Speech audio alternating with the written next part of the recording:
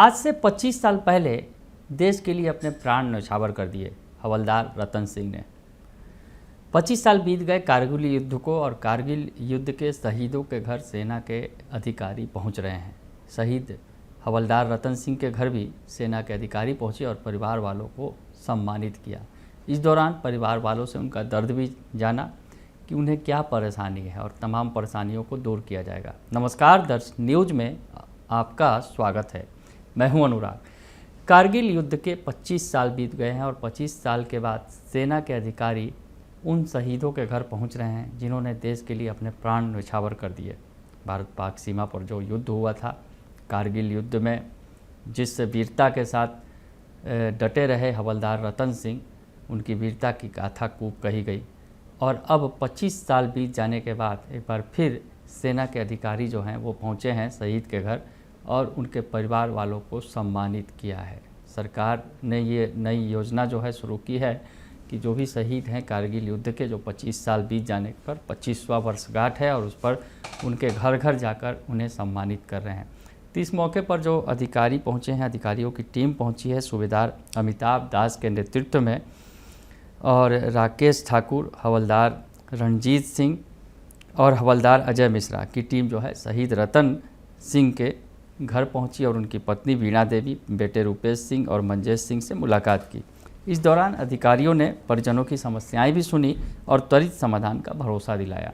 क्या कुछ कह रहे हैं जो अधिकारी पहुंचे हैं इस कार्यक्रम को लेकर, इस विजिट को लेकर, वो सुनिए आप। 8 माउंटेन टीम की ओर से कारगिल विजय दिवस वर्ष 2025 के उपलक्ष्य में हमारे देश के शूरवीरों के परिवार का आभार प्रकट करने के लिए कारगिल से यहाँ आया हूँ। सबसे पहले मैं आप सबको ये बताना चाहता हूँ कि मैं इसे अपना सौभाग्य मानता हूँ कि मुझे भारतीय सेना ने ये अवसर दिया और आज आप सबके बीच मैं गौरवान्वित महसूस कर रहा हूँ। जैसा कि आप जानते हैं कि 1999 के कारगिल युद्ध के दौरान हमारे सेना के वीरों ने अदम्य साहस, युद्ध कौशल और दृढ़ निश्चय का परिचय देते हुए अपनी जान की परवाह किए बिना दुश्मन को कारगिल, द्रास और बटाली की चोटियों से भागने पर मजबूर कर दिया था। हवलदार रतन सिंह सेना मेडल, जो कि 1st बिहार रेजिमेंट में तैनात थे, उन्होंने इस युद्ध में अहम योगदान एवं सर्वोच्च बलिदान दिया। हम हवलदार रतन सिंह सेना मेडल एवं उनके समस्त परिवार का सदैव ऋणी रहेंगे।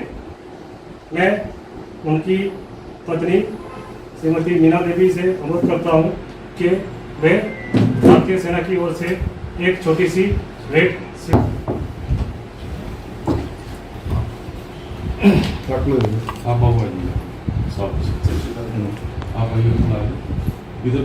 आप लोगों का फोटो अंदर सर क्लोज हो जाइए, थोड़ा सा। हाँ, और आगे आइए और थोड़ा आइए, थोड़ा सा। हाँ बस, परफेक्ट। सामने देखिए सब। दूसरा जी इधर देखिए।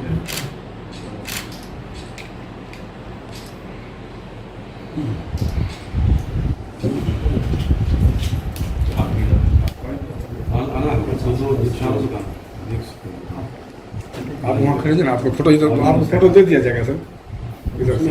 अच्छा, आपका इधर से चलिए, ठीक है, ठीक है। पूरी टीम आ गई। तो सुना आपने कि सेना की तरफ से जो ये सरकार की योजना है कि 25 साल पूरे होने पर उन परिवारों को सम्मानित किया जाएगा जिनके परिवार के सदस्य ने शहादत दी, देश के लिए अपने प्राण न्यौछावर कर दिए। तो शहीद हवलदार रतन सिंह के घर पहुँचे तो परिवार पूरा भावुक हो गया। परिवार में उनके बेटे और उनकी पत्नी जो हैं वो उन्होंने बताया और अपना दर्द भी साझा किया। इस मौके पर वो गर्वान्वित थे, भावुक थे। जो उनके बेटे हैं उन्होंने इस मौके पर कहा कि ये मेरे लिए गर्व का विषय है कि सेना के अधिकारी आए हैं, हमें सम्मानित कर रहे हैं। तो शहीद रतन सिंह के जो बेटे हैं रूपेश सिंह, उन्होंने क्या कुछ कहा है और शहीद रतन सिंह की जो पत्नी है वीणा देवी, वो क्या कह रही हैं, उनका आप बयान सुनिए। जी बताएंगे।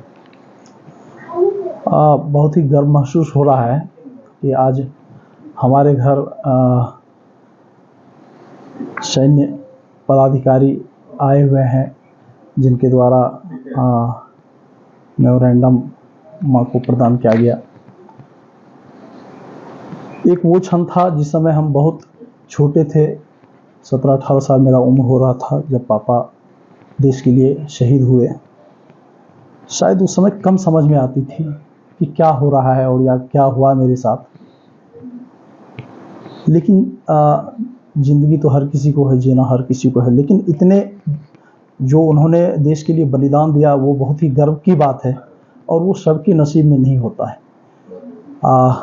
आज शायद मैं अपने पिता जैसा नहीं बन पाऊँ या पिता जैसा नहीं कर पाऊँ, लेकिन उनके ऊपर बहुत गर्व है कि उन्होंने हमारे देश के लिए जो किया। काश मुझे भी ऐसा मौका मिला होता और मैं भी देश के लिए कुछ करता। आज मैं एक शिक्षक के पद पर हूँ और उनके शहादत उपरांत मुझे ये शिक्षक का पद मिला है और मैं प्रयत्न में हमेशा रहता हूँ कि मैं बच्चों को देश प्रेम से जोड़ूँ, देशभक्ति से उसे जानकारी दूँ कि हम जिस देश में रह रहे हैं उसका क्या महत्व है, कैसे अपने देश को सुरक्षित रखना है, देश के लिए क्या करना है और देश को कैसे आगे बढ़ाना है। इसके प्रति मैं हमेशा संवेदनशील रहता हूँ। आज जो हमारे बीच हमारे सैन्य पदाधिकारी आए हैं, आज मुझे महसूस हो रहा है कि आज मेरे पिताजी के सारे मित्र मेरे साथ हैं और मेरे साथ हर बुरे वक्त में खड़े हैं। हमेशा वहाँ से पत्र आते रहा है मुख्यालय से कि आपको कहीं कोई दिक्कत है, कोई परेशान कर रहा है या किसी तरह की बाधा उत्पन्न कर रहा है कोई, तो मुझे सूचना दें। लेकिन ईश्वर की दया से अभी तक कोई ऐसी बात हुई नहीं है। और बीच में एक घटना हुई थी जिसकी सूचना मैंने दिया था और वहाँ से मुझे लगता है विदिन 5 डेज़ 5 दिन के अंदर सारे वहाँ से सैन्य बल आ चुके थे मेरे पूर्णिया में और उनके द्वारा जो सहयोग मिला आज भी याद है मुझे, जिस समय मेरे गैस एजेंसी का यहाँ पर शुरुआत हुआ था पूर्णिया में। तो आज हम ठीक हैं और वो याद करके शायद कोई बुरे जो भी परिस्थिति रहा हो, कोई हमसे जल्दी टच में नहीं आते हैं या हमें परेशान नहीं करते हैं। कुछ परेशानियां रही हैं, जैसे कि सरकार के द्वारा 5 एकड़ ज़मीन देने की बात थी, तो मुझे जिसमें कि 3 एकड़ ज़मीन गांव में दिया गया था जिसमें 6 महीने पानी ही रहता है। लेकिन आज तक मैंने कई बार प्रयत्न किया, कई बार हमको लगता है 7, 8, 10 प्रखंड के जो हैं अंचलाधिकारी चेंज हो गए, बदल गए, लेकिन उस ज़मीन पर कब्जा मुझे आज तक नहीं मिला है, जिसका मेरे पास सारा रसीद है। यानी कि जहाँ तक मुझे याद है 2002 में वो पेपर मुझे मिला था। आज 23 साल 24 साल होने उपरांत भी उस 3 एकड़ ज़मीन का मुझे कुछ भी प्राप्त नहीं है। मैंने कई बार प्रयत्न किया लेकिन पता नहीं क्या वजह है, आज भी मेरे पास वो माँ के नाम से पेपर है और सारा चीज़ है, उसका रसीद मैं कटवा रहा हूँ। तो निवेदन है सरकार से भी और जो हमारे साथ हैं उनसे भी निवेदन है कि मेरी इस परेशानी को देखा जाए। और कई बार मैं सोचा कि उसके ऊपर कुछ एक्शन लूँ, तो माँ रोक देती है कि नहीं, मैं अपने पति को गंवा चुका हूँ, अब मैं अपने बेटे को नहीं गंवा सकता। किसी भी मुसीबत का जहाँ पर लगे कि कोई दिक्कत है या कोई परेशानी है तो वहाँ तुम लोगों को नहीं पड़ना है। तो हम लोग भी अपने आप को माँ के आदेशानुसार परहेज में रखते हैं और नहीं चाहते हैं कि किसी से उलझें, लेकिन कुछ बाहुबली हैं या जो भी हैं हम चाहेंगे, मेरा बस यही सरकार से दरख्वास्त है कि जो सरकार के द्वारा प्राप्त है कम से कम वह साफ छवि में मुझे प्राप्त हो जाए। बस इतना ही। और बहुत बहुत धन्यवाद जो हमारे सैन्य पदाधिकारी हमसे मिलने आए और हमारी हर चीज़ का खबर रखते हैं, वो लेना चाहते हैं, सुधि लेना चाहते हैं कि हम मुसीबत में हैं या किस पल में हैं। उस पल के लिए वो हमेशा पत्राचार करते हैं या फिर आके मिलते हैं। बहुत खुशी होती है कि आज जो पिताजी ने किया, जो देश के लिए उन्होंने अपनी शहादत दी, उसके बदले जो मुझे मिल रहा है सम्मान, उससे मैं काफ़ी गौरवान्वित महसूस करता हूँ अपने आप को। बताइएगा मैम, अभी कारगिल से सारे जवान आए हुए हैं और क्या सब आपको यहाँ पे सम्मानित के तौर पर मिला है शहीद रतन सिंह जी को लेकर और कैसा लगता है? हमें गर्व है कि सम्मानित करने आए हैं। कितना भावुक हो रहा पहले आपके लिए? अपना परिचय बता दीजिए। नमीना देवी, कारगिल शहीद रतन सिंह। तो सुना आपने, इस मौके पर जो बता रहे हैं, जो अधिकारी आए हैं, इससे परिवार गौरवान्वित है। उन्हें शहादत की याद आ रही है। शहीद रतन सिंह ने जिस तरह से देश के लिए शहादत दी थी वो उन्हें याद आ गया है। हालांकि थोड़ा दुख जरूर है क्योंकि सरकार ने ज़मीन दिया था, 5 एकड़ ज़मीन दी गई थी शहीद के परिजनों को, लेकिन उसमें से भागलपुर में जो उन्हें 3 एकड़ ज़मीन मिला उस पर बाहुबलियों का अवैध कब्जा है। तो ये दर्द भी जो उन्होंने साझा किया अधिकारियों के साथ, मीडिया के सामने भी कहा कि 5 एकड़ ज़मीन दी गई थी जिसमें 3 एकड़ ज़मीन पर जो भागलपुर में दिया गया था उन्हें, उस पर जो है बाहुबलियों ने कब्जा कर रखा है। और कई बार इसकी शिकायत उन्होंने स्थानीय अंचल अधिकारी को कहा, लेकिन ज़मीन को कब्जा मुक्त नहीं कराया जा सका।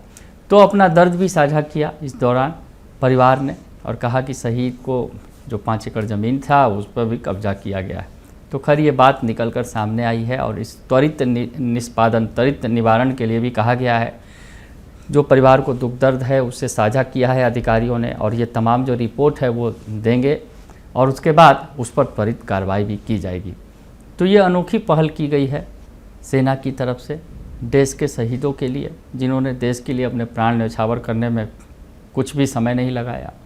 तो ऐसी स्थिति में शहीद रतन सिंह के घर सेना के अधिकारी पहुंचे तो परिवार का दर्द भी छलक आया और परिवार पूरा भावुक हो गया।